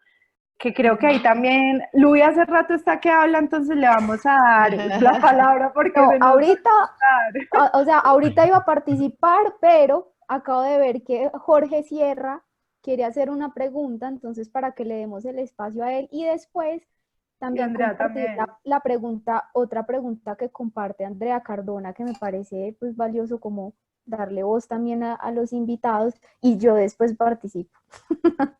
Y también entró Doris, que bueno, ya Doris, vamos a hacer paso como a la parte de cambios de narrativa y ahí tendrá mucho que aportar. Pero claro que sí, entonces, entonces, Jorge, Hola, hola. buenas Hola, noches y Jorge. hola, muchas gracias por esta posibilidad de participar y por todo lo que se ha compartido aquí. De verdad, mucha admiración a Adela y a María por liderar esos proyectos. Pues primero un comentario y era alrededor de la última afirmación que hacías, María, en relación a cómo tendemos a veces a imponer nuestra visión del mundo, cuando pues, no compartimos la ajena. Entonces, yo siento que eso tiene que ver mucho con la forma en cómo hemos sido educados, porque aquí no se nos ha educado para hacernos preguntas, sino para que nos den las respuestas. Entonces creo que una forma de llegar a conectarnos con el otro es poder hacer reflexiones críticas a partir de preguntas movilizadoras, más que estar entregando respuestas y afirmaciones a la gente de cómo creemos que debería ser el mundo, ¿no? En mi trabajo, que trabaja un poco el tema de género, digamos, trabajamos en la deconstrucción de la masculinidad hegemónica y no planteamos una forma de ser hombre, la adecuada, la que debería ser, sino más bien distanciémonos de esta hegemónica que nos está haciendo tanto daño y visibilicemos otras posibles que están invisibilizadas en nuestra sociedad, pero no damos una respuesta a cuál debería ser la forma adecuada, ¿no? Entonces, me parece que esta idea de hacernos preguntas, pero entonces ahí viene la otra parte, que es cómo conversamos sin defendernos, ¿no? Sin atacarnos, permitiendo que nos lleguen realmente los mensajes de los otros, sabiendo que nos vamos a cuestionar. Entonces, yo creo que por eso me parece tan valiosa la metodología que planteabas de como primero el ser humano y la introspección y luego los siguientes pasos que ya van más como hacia la interacción y hacia lo colectivo, ¿no es cierto? Porque si no es difícil que haya un terreno fértil para que lo nuevo tenga asidero en nosotros. Y bueno, y la pregunta que quería hacer tenía que ver un poco con esa sensación que tengo yo de la falta de confianza que hay en Colombia básicamente del otro. Entonces, yo creo que con la oportunidad que he tenido de viajar no hay una sociedad más desconfiada que la colombiana, especialmente cuando vemos algo que no es como nosotros, que habla diferente a nosotros, que se viste diferente a nosotros. Entonces mi pregunta era, ¿cuáles hallazgos han encontrado ustedes en sus proyectos un poco para salvar este tema de la desconfianza o cómo construir confianza entre los que nos percibimos como diferentes? ¿Qué hallazgos han encontrado ustedes en sus proyectos? Muchas gracias. Gracias a ti, Jorge. Bueno, Pues muchas gracias, súper valioso además el tema de las preguntas. Creo que esa es, de hecho, ya una metodología muy buena. Exacto. Tú mismo te has respondido un poco porque siento que encontrarnos en preguntas y en curiosidades también que nos unen a todos en maneras de... Lo que pasa es que uno solo salta la pregunta, como tú dices, cuando sale de esa dinámica de la defensa y el ataque. Y bueno, digamos, para responderte un poco, en ese trabajo de introspección y de reconciliación conmigo mismo, nosotros trabajamos siempre bajo un principio que es el no juzgar. Entonces nosotros desde el primer taller, o sea, día 1, recibimiento, casi que desayuno de las personas, porque ni siquiera es el taller, ya estamos en una actitud todo el tiempo de no juzgar y de darle un lugar al otro muy especial. Nada de que yo soy facilitadora, profesora, tú estás acá abajo, alumno, es una relación muy horizontal, muy abierta, muy desde la presencia corporal, pero también, por supuesto, digamos, humana, en general, integral, y desde ahí empezamos como a no juzgar, y todos esos talleres van como enseñándole a la gente a ese proceso de no juzgarse. Además, empiece por usted mismo, es que el principal juzgador es uno mismo con uno mismo, ¿no? Y el proceso creativo en eso creo que también, y el artístico es muy interesante porque pues todo el tiempo tú estás, cuando tú te juzgas a ti mismo en un proceso creativo, eso pues no sale nada, ni sale nada bien, ni te expresas, entonces creo que también el proceso creativo y artístico te invita todo el tiempo como a silenciar esa vocecita que te está juzgando y a abrirte y a generar dinámicas diferentes en donde te conectas con lo que sientes, con la emocionalidad, y no estás ahí con la vocecita esa diciéndote, ay, eso tan feo, ay, eso porque usted no sabe dibujar, ay, entonces creo que desde ese trabajo como sutil y no tan explícito empezamos como a que las personas empiecen a adquirir esa habilidad de no juzgar. Y ya cuando tuvimos el encuentro, por ejemplo, con el otro, en el que antes desconfiaban tanto, pues imagínate encontrarte con un desmovilizado para un militar. Fue impresionante ver cómo ellos en efecto tenían más una curiosidad muy abierta por conocer la posición y la historia de vida del otro, y de no juzgar también, también porque antes trabajamos mucho la transformación de estereotipos, prejuicios, de no generalizar, de entender que cada historia de vida también es muy única, de todos encontrarnos en las fracturas. Sí, entonces creo que es una mezcla entre no juzgar, prepararse y transformar esquemas y estereotipos y esquemas mentales fijos que yo tengo, y también, sí, adquirir herramientas de diálogo constructivo y eso, para que cuando yo me encuentre con el otro, o bueno, es que lo estoy complejizando mucho, pero pues pueda de alguna forma tener una actitud más abierta de confianza y de apertura. Andrea, no sé si de pronto quieras complementar lo que nos está diciendo Mari y la pregunta de Jorge. Sí, pues bueno, Jorge, sí, muchas gracias también, unos aportes maravillosos. Con respecto a tu pregunta, pues mira, nosotras lo que hacemos y que hemos visto que puede ser, o que ha tenido bastante eco y acogida es, siempre hemos abordado el tema de la diversidad cultural desde lo positivo y resaltando lo valioso que tiene la diversidad cultural. Y eso inmediatamente nos ha generado, como decía María Elisa, es como ya una curiosidad por conocer más, derribando estereotipos negativos que existen. Entonces, son pocas veces las que hemos hablado y creo que sí, en redes, si lo pueden mirar, sí, sí comentamos noticias sobre asesinatos, discriminación, pero siempre le damos la vuelta positiva, ¿sí? Tratamos de tener una narrativa muy de valorar lo positivo para generar esa confianza, para atraer más hacia estas conversaciones y hasta conocer estas culturas. Entonces, cuando abrimos algunos espacios, pues ya la forma inmediata de los participantes pues es hacia la curiosidad y hacia el espacio de conocernos, más que al espacio de ustedes allá o estamos separados, sino que ya hay como una sensibilización en el tema de resaltar todo lo positivo, lo que nos estamos perdiendo por no querer acercarnos, ¿no? Como toda esa curiosidad, lo hacemos mucho desde las frases de Candelaria, desde todo el contenido que generamos y creemos que eso ha sido un acierto en la manera en cómo hemos encontrado el tono de nuestras publicaciones y el tono de lo que nosotros comunicamos. También en los encuentros que tenemos y en los talleres, nosotros tenemos un ejercicio pues muy bonito que hacemos a través de Candelaria y es que Candelaria, que es el personaje que entonces hemos creado, en Candelaria llegó, ella es de Nuquí, que es en Chocó, ella nació allá y cuando llega a Bogotá como víctima del desplazamiento forzado con su familia, ella pues entra al colegio y encuentra que que tiene unas grandes diferencias en Bogotá, ¿no? Tenemos el color de su piel es una diferencia, su pelo afro, usa gafas, y ella lo que hace es empoderarse de esas diferencias y las convierte en superpoderes, y por eso se convierte en una heroína. Entonces lo que hacemos en los talleres también, y es muy parecido y es maravilloso cómo nos conectamos de diferentes maneras, y es, primero identificamos las diferencias que tenemos individualmente, ¿sí? Sabemos que si somos capaces de valorar nuestras diferencias, vamos a valorar las diferencias de los demás. Y hemos hecho unos ejercicios increíbles porque nos hemos dado cuenta que todas las personas, o sea, y si lo hacemos ahorita, sucede, y es que todos en cualquier momento, si volvemos al colegio, ¿no? O incluso hoy en día, de pronto en las oficinas y eso, hay algo que nos molestan, ¿no? Hacen bullying, no tenemos apodos, a mí me decían manotas porque mis manos son gigantes, además las muevo mucho.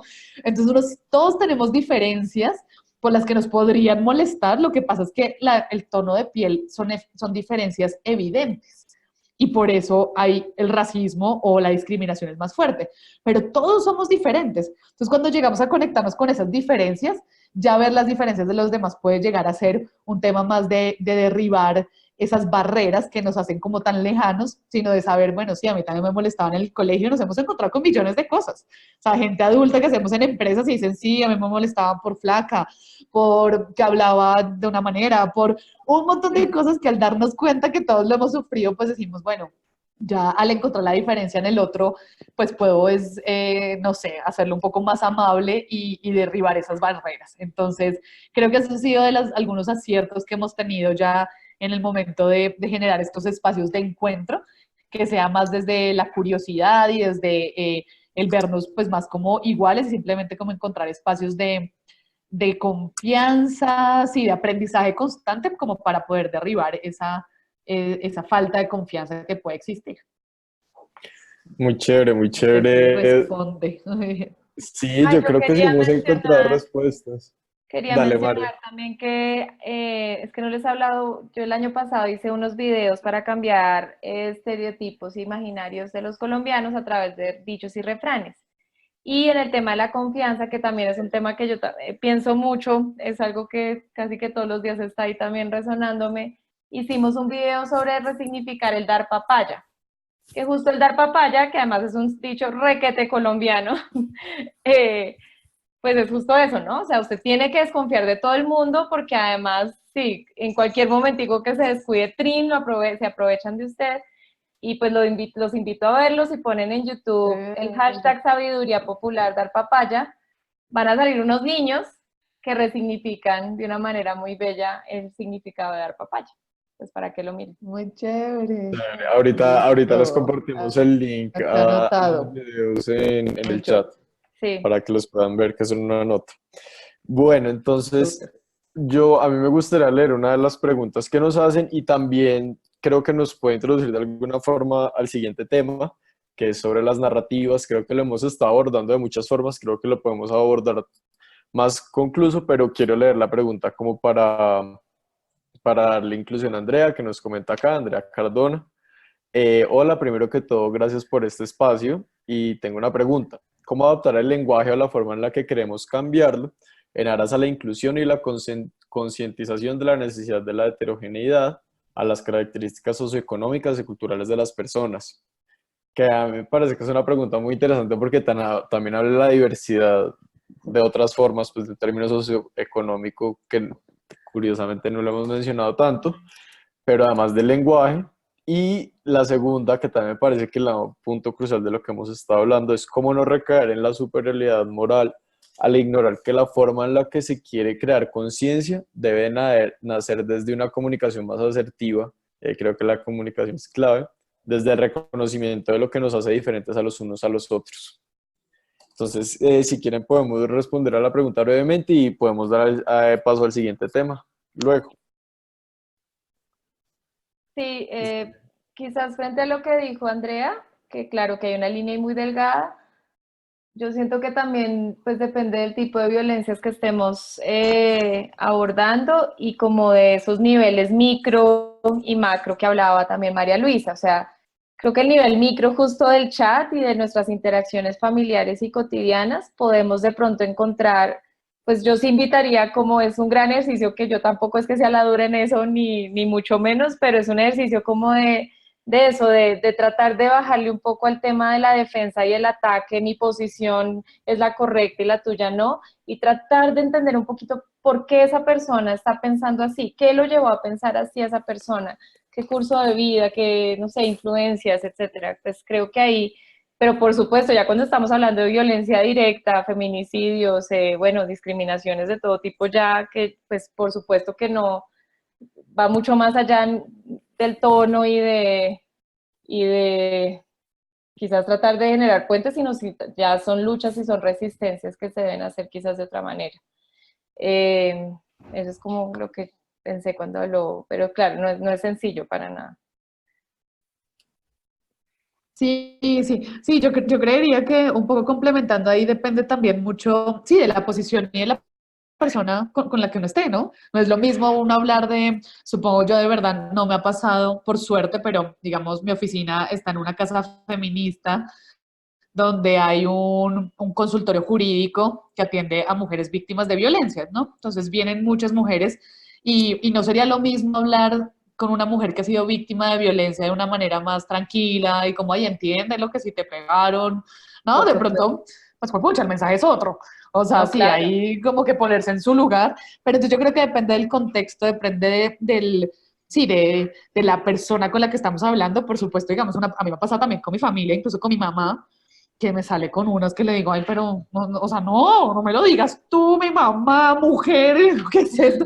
Pero ya ponerme a pelear con ella, que también tiene 66 años, pues pierdo la batalla porque no lo va a cambiar su forma de pensarlo, sino que trataría yo de apaciguarlo de otra forma o que entienda la mía, ¿no? En temas de relaciones personales o de querer ser mamá o no, por ejemplo, que es un tema súper feminista y yo en mi caso en este momento no quiero, no me interesa, es algo que estoy decidiendo, pero va más por un no, y para mi mamá es como terrible. Entonces, ¿cómo le hago? Ya no le quiero hacer entender que hay una sobrepoblación y que para mí no es, no sé, un punto de hacer check el ser mamá, si para ella la criaron así, ¿no? Y tuvo su primer hijo a los 22 años, pues ya pierdo esa batalla, yo prefiero no darla, por lo que decía María Lisa, que pues no lo va a entender si la llego a atacar.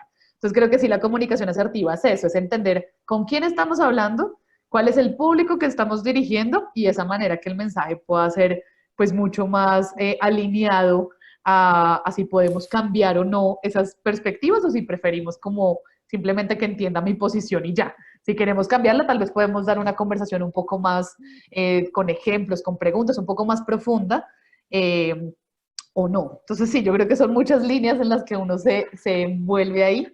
Yo quería era un poquito aportar desde el adaptar el lenguaje, que es algo que nosotras pues venimos haciendo desde hace mucho tiempo. Entonces, por ejemplo, con el tema de frases que utilizan la palabra negro. Creo que para mí sí es una invitación clave y la palabra indio, ¿no? Es ver de qué manera, pues entendemos que estamos hablando de una cultura en particular y que, digamos, hablar del mercado negro, por ejemplo, se puede decir mercado ilegal, ¿no? Entonces, una invitación a cambiarle el sentido y ya, y darnos cuenta que se puede cambiar. El trabajar como negro podríamos evitarlo del lenguaje y sacarlo. Y es una invitación también a reflexionar cuando lo escuchemos, como de preguntarnos por qué significa también esa expresión, qué significó en la historia, y que seguramente pues de esa manera podemos adaptar el lenguaje y hacer que estos estereotipos vayan cambiando en nuestra cabeza. A mí me ha pasado y luego tengo muchas personas que me dicen, ay, sí, ya no vuelvo a decir trabajar como negro, si lo digo me siento mal, me siento rara, me siento... Entonces creo que desde ahí sí podemos empezar a cambiar. También hacemos mucho el tema del lenguaje incluyente, inclusivo entre ellas y ellos, sin llegar a la minucia de él, la, Lola, todo el tiempo, porque creo que igual que el ofender al tío por WhatsApp no se va a entender desde ahí si decimos 3 horas, hola, ellas, ellos, todos, todas. Pero lo que sí hacemos nosotras es que encontramos palabras que acojan a los dos géneros, ¿sí? Por ejemplo, si hablamos de niñas y niños, para no decir niñas y niños, podemos hablar de niñez, ¿sí? Y acoge a los dos. O pasa muchas veces que uno saluda y, hoy buenas tardes a todos y a todas. Ah, buenas tardes. No es necesario hablar de todas y todos, simplemente digan buenas tardes. Entonces, como que sí, es del lenguaje, nos sentimos más, pues como que podemos hacer más amplio y acoger como a todos los públicos que están. Sé que es súper difícil este tema del lenguaje, nosotros también lo hemos trabajado mucho y es bien complejo, pero se pueden hacer algunos pequeños cambios que puedan sí, hacer que nos sintamos pues más representadas todas las personas. Bueno, qué Y bien. también, perdón, para completar, porque Vale, tú vale. hablaste del tema de la heterogeneidad y de las características socioeconómicas y culturales de las personas, que pues yo creo que de nuevo es como un llamado a volver a también a un lenguaje esencial y muy básico, es un poco lo que nosotros hacemos siempre.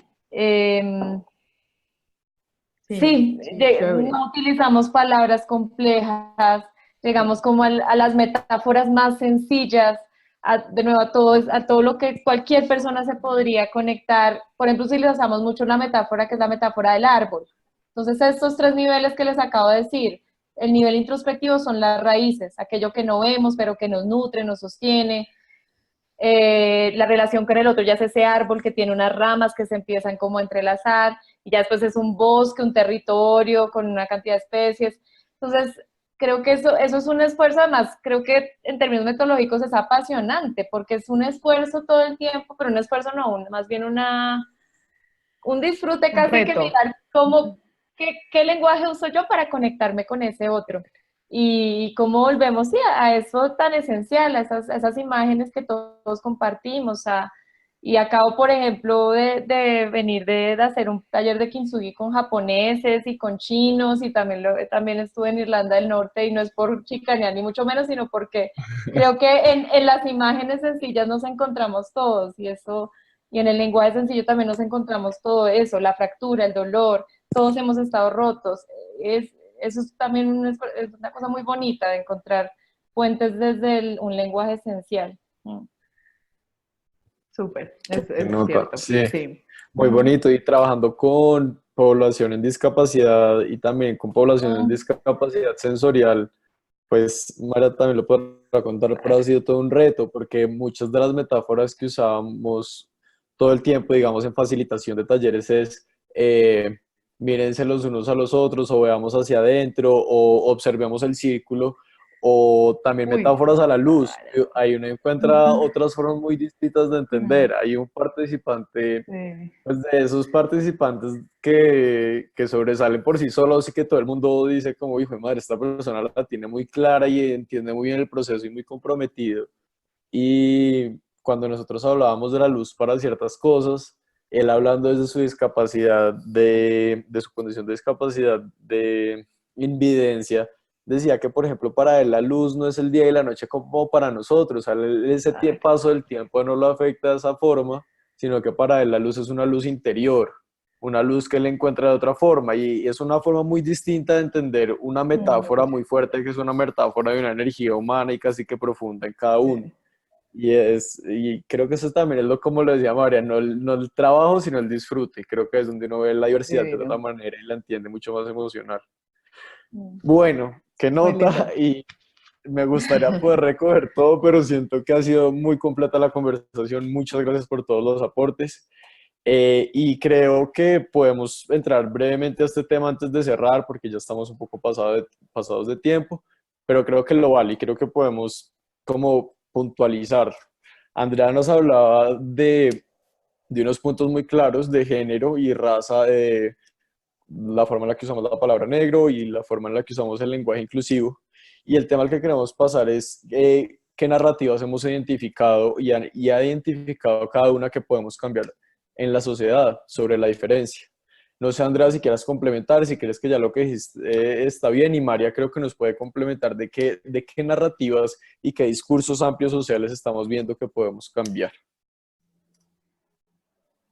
Sí, pues yo creo que lo he expresado varias veces, pero creo que sí, digamos, hay una narrativa que también nos acoge a todas las personas, como sobre todo, pues sí, como en Colombia, en países latinoamericanos, ¿no?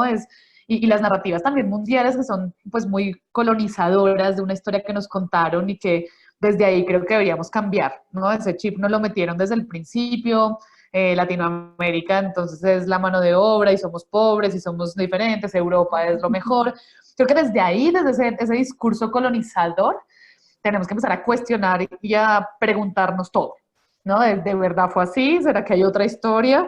¿Quiénes fueron las personas que llegaron? Tal vez tenemos mucho más potencial por delante que no hemos descubierto y que posiblemente por eso esas narrativas no las crearon y no las contaron. Sí, para nosotros todo el tiempo creo que es simplemente de cuestionarnos, de buscar otras historias. Existen otras historias y deberíamos de verdad cambiarlas en todo el tema, ¿no? En cómo construimos relaciones sentimentales, relaciones sociales, ¿no? Creo que en todas las áreas podemos reinventar esas historias que nos permitan de verdad construir una sociedad mucho más equitativa en todo sentido, ¿no? Que en todos los temas del poderes socioeconómicos, de lugares donde vivimos, ¿no? De si provienes de Soacha, de Ciudad Bolívar, significa una cosa, podemos reconstruirlo todo. Entonces, pues yo fundamentalmente, digamos, la narrativa que encontramos y desde donde empezamos a trabajar fue esa narrativa colonizadora que nos trajo muchos problemas en diferentes áreas y que desde ahí hemos empezado a cambiar. Entonces, como que esa es un poco la invitación a transformarla, a repensárnosla y a encontrar nuestra real cabida dentro de otras narrativas. Sí, pues sí, muy conectada con todo lo que dice Andrea. Lo primero también es entender que ese poder de la narrativa, ¿verdad?, es muy grande en el comportamiento de los seres humanos. Eso lo ha estudiado mucho corpovisionarios, pero entonces esa narrativa, todos lo hacen y como todos lo hacen, entonces yo también tomo decisiones y hago comportamientos con base en lo que yo espero que los otros piensen de mí.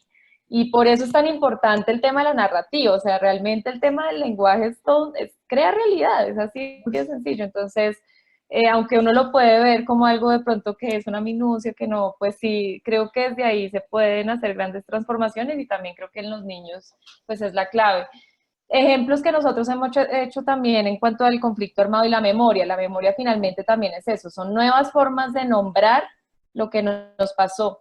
Y les doy como ejemplo el tema de pasar de llamar eso a una víctima sobreviviente, ya también cambia totalmente la manera como él se refiere a su historia. Casi que un héroe, una heroína que logra sobrevivir y que frente a esa experiencia difícil sobrevive y aprende y tiene una cantidad también de historias para contar a los demás. También en el tema del atentado por mina antipersonal, nosotros en el informe que hicimos de memoria histórica sobre el tema que se llama la guerra escondida, pues hicimos toda una apuesta por dejar de llamar accidente las minas antipersonal y llamarlas atentado. Pues porque un accidente en realidad es como si algo que no me sucedió, algo que no tiene responsables, donde no hubo ningún tipo de acción deliberada de hacer daño, y las minas antipersonales pues son justo lo contrario, ¿no? Es una acción deliberada de hacer daño, y y pues entonces por eso nos parecía que era más acorde la palabra atentado. Y fue muy interesante ver cómo los mismos sobrevivientes como que no se lo pensaban y ya después como que en efecto lo llenaban de sentido y decían, claro, es que sí, por más de que yo no sepa quién lo colocó, sí hubo una intención muy específica de causar daño a un enemigo, de una persona que pasara por esa zona. Entonces, pues sí, esas han sido como un poco las experiencias también desde las narrativas que creamos. Y sí, nos alejamos mucho también de los lugares comunes en términos de ponte en el lugar del otro, ser respetuoso, ser tolerante, porque creemos que eso ya no tiene mucho sentido y hay que llenarlo de carne o como sí, de cosas que en efecto hagan pensar a la gente y la hagan como volver a llenar de contenido esas expresiones y esos comportamientos que son tan importantes para una sociedad diversa. Sí. Bueno, pues yo creo que ahorita estamos como cada vez acercándonos más a lo que nos toca, ¿cierto? Porque vemos como salimos como de ver la diversidad desde un contexto país y macro, lo fuimos aterrizando como a escenarios súper puntuales en la familia y ahora con esto del lenguaje pues nos pega a todos porque todos tenemos una de las armas más potentes que pueden transformar y es como nosotros nos comunicamos y por ejemplo, pues André ya lo había mencionado en varios momentos, esos discursos que tenemos tan instalados de trabajar como negro, que uno lo dice casi de una forma inocente, pero tiene tanto poder, y el que acabas de traer tú, María Elisa, a la mesa, a mí también me toma por sorpresa, y es víctima diferente a sobreviviente, wow, abre un universo completamente nuevo, que es como lleva a nuevos lugares. Me gustaría como ya para cerrar y como traer también todo este conversatorio a nuestro contexto como emprendedores, como comunidad de emprendedores. ¿Cómo podemos nosotros, el emprendedor, pues yo se los mencionaba a las dos como al conectarnos, el emprendedor que ustedes también lo han sido en algún momento, a veces es algo que surge como muy natural, orgánico, yo me uno con otra amiga y de repente llamamos a tal persona que es un proveedor y todo como que surge de una forma muy espontánea, natural y permiten ser como organismos muy livianos y muy fáciles muy manualitos de manejar. ¿Cómo en ese contexto que tenemos como emprendedores que apenas estamos co-creando, que apenas estamos uniendo, haciendo, podemos crear desde la diversidad? ¿Cuáles son esas herramientas que ustedes ven que han surgido efecto en estos contextos tan complejos? ¿Qué nos podrían recomendar a nosotros como emprendedores y ante todo como humanos que somos para crear desde la diversidad y traer como a través de nuestros emprendimientos mayor diversidad a nuestro país? No sé si está muy grande la pregunta, pero un pequeño consejo o resumir lo que ya nos han dicho como a ese contexto emprendedor. Pues a ver, yo tengo, no sé, nosotros hacemos muchas invitaciones, o ya he hecho varias, y acá como emprendedores yo sí creo que una invitación gigante es uno, tratar de salirnos también de nuestro contexto cotidiano, ¿no? Es dar un paso más y ir a conocer otros espacios, otros lugares, otras personas diferentes, ¿no? Y así mismo tratar de vincularlas al equipo. Por ejemplo, puede ser algo muy, muy amplio, tal vez difícil, pero no lo es cuando uno lo pone en práctica, ¿sí? A nosotros nos pasó, por ejemplo, que si hablábamos de diversidad cultural, y el equipo venía siendo mi hermana, una amiga, entonces nada de diversidad cultural, pura mentira, ¿no? Entonces era como desde el mismo equipo de trabajo o buscar colaboradoras que tuvieran la diversidad cultural que yo estaba buscando, ¿no? O si hablamos de temas de equidad de género, o si también hablamos de temas de discapacidad, ¿cómo podemos de verdad diversificar no solamente las personas del equipo, sino personas cercanas que nos nutran también de otras formas de ver el mundo?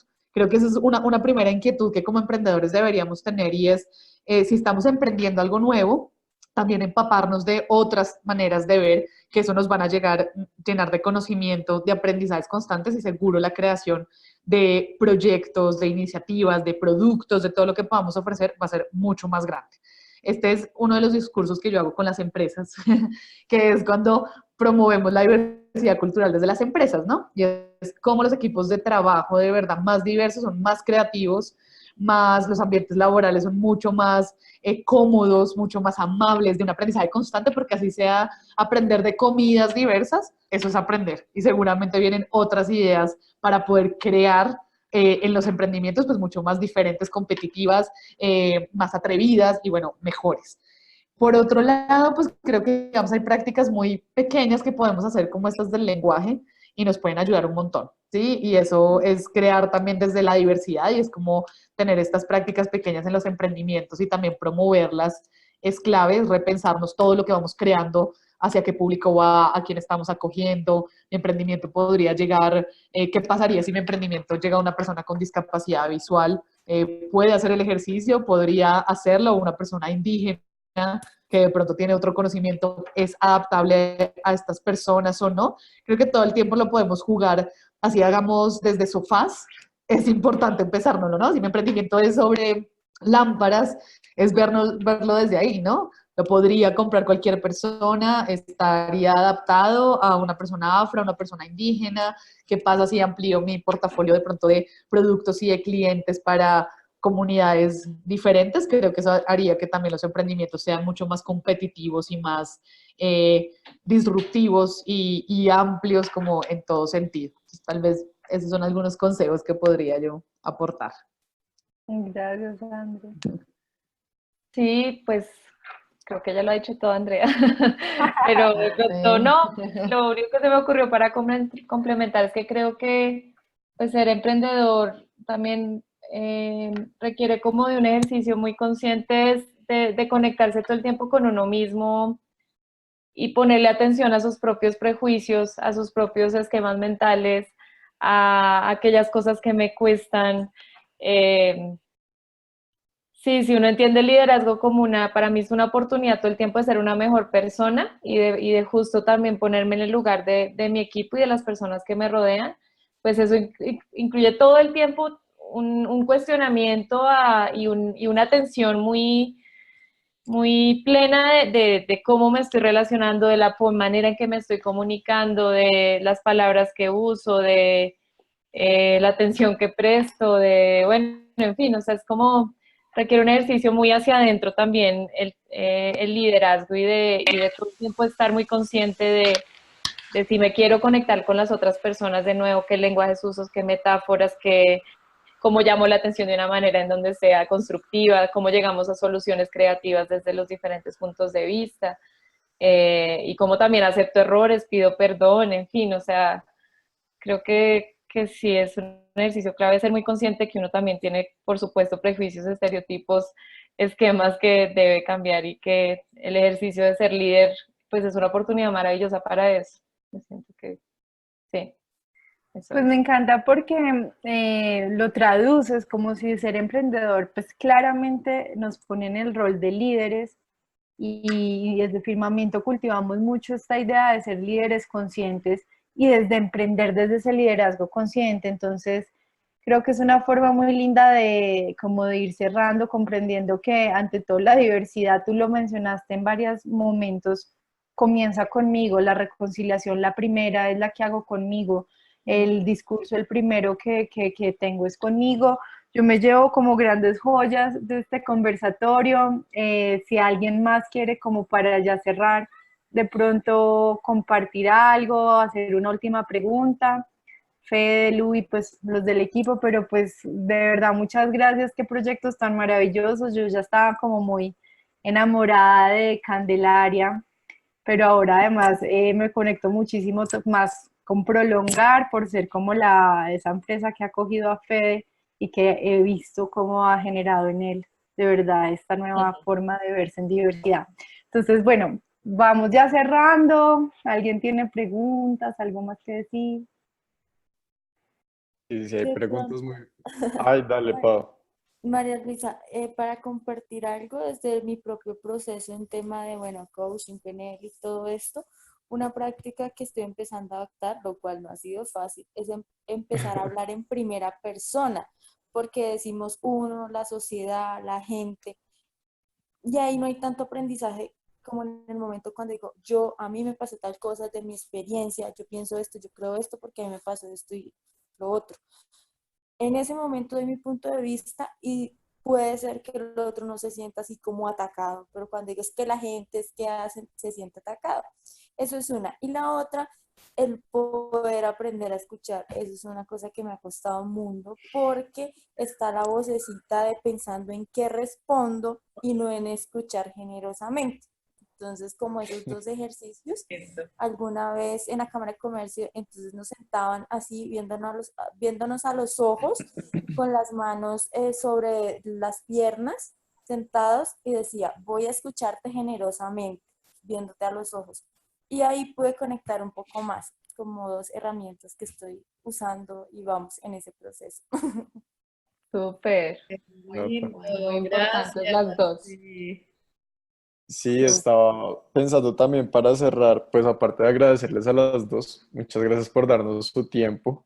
También, y creo que Pablo complementó perfecto, de yo, ese impasse al que uno llega entre defender mis derechos y pararme en la raya y decir son mis derechos, pero a la vez no quiero tampoco ser agresivo contigo, precisamente lo que quiero es poder ayudar y creo que un primer punto esencial es escuchar generosamente, como le decía Pau, que me gusta mucho que diga escuchar generosamente porque la escucha no es algo que piensa en términos de generosidad, me Mm, parece chévere y creo que también hay unos dilemas interesantes, a mí me quedan todavía muchas preguntas igual sobre ese cómo tratar con el otro, pero creo que un punto esencial es la comunicación asertiva y creo que eso es algo que se puede concluir muy claro y de claro, hay un punto en el que tengo que hacer valer mis derechos, pero siempre también hay un punto en el que te tengo que escuchar y tengo que tratar de empatizar con lo que estás diciendo y creo que nos podemos llevar esas dos perspectivas muy bien.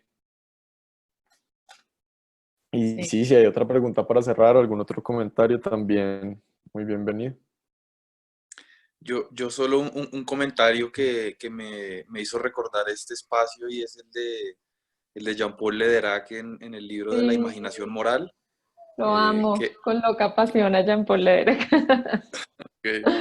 y que es el de la levadura crítica, ¿no? Ujú. Que en este tema que estamos hablando de cambios de narrativas y diversidad, pues que a veces está el afán de pasar a la masa crítica, ¿no? De que todo el mundo ya comparta estas nuevas concepciones, se integre a estas conversaciones y bueno, y dice él, ¿no? Que más que la masa crítica es importante encontrar cuál es la levadura, cuál es el ingrediente que va a generar que esa masa se crezca, se dispare. Y pues en ese libro precisamente toca mucho los lenguajes artísticos, el alma en la construcción de paz, ¿no? Y con ejemplos tan claves como el chelista en Yugoslavia que cuando pues, bueno, se da esto y él sale cuando están los francotiradores matando a la gente y eso crea una imagen tan impactante Mm. que provoca un cambio social, ¿no? Y da otros ejemplos a través de la cocina, a través de la poesía, que por cosas de la suerte de los momentos terminan generando masas críticas. Entonces, pienso en este espacio como esa oportunidad de una levadura que ojalá brote en sus proyectos y en nuestras vidas. gracias. Gracias. Qué belleza. Gracias. Gracias. Bueno, entonces ya vamos cerrando. Además de darles las gracias a Andrea y a María Lisa y de un aplauso grande a sus proyectos, también a todos los que conectaron, qué bonito considerarnos esa levadura y esa posibilidad de generar el cambio. Gracias por su tiempo, por ser siempre cercanos a nuestra comunidad, a Cami, que la veo conectada, a Dorisilla, a Andrea, Lu, y bueno, rostros que ya se van haciendo muy familiares. Gracias por sumarse al diálogo y seguiremos construyendo y co-creando. Muchas gracias. Muchas gracias.